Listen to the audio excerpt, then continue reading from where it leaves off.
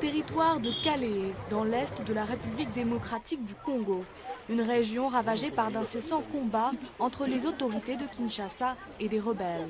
Ici, depuis 15 ans, on extrait du sol la cassitérite, un minerai qui sert à la fabrication des armes. Pour la trouver, il faut creuser des trous d'au moins 20 mètres de profondeur. Aujourd'hui, c'est difficile de trouver la cassitérite. Elle se fait de plus en plus rare.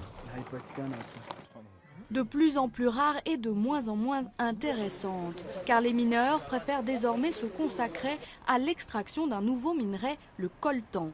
La République démocratique du Congo détient quelques 20% des réserves mondiales.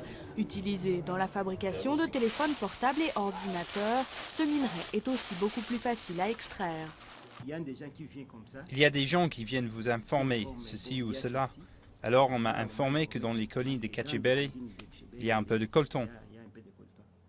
Le coltan se vend 10 fois plus cher que la cassitérite. 50 $ le kilo contre 5 $ le kilo pour la cassitérite. Mais le coltan n'a pas que des avantages pour les habitants de la région. Son prix fait rêver non seulement les creuseurs, mais aussi et surtout les rebelles qui combattent l'armée régulière dans toute la région. Les conflits armés, normalement, ça a des conséquences. Parce qu'il y a d'abord un déplacement massif des exploitants. Ils ne vont pas travailler où il y a des conflits. Il y a des armes. Selon les témoignages des déplacés, les miliciens volent aux mineurs les récoltes de coltan.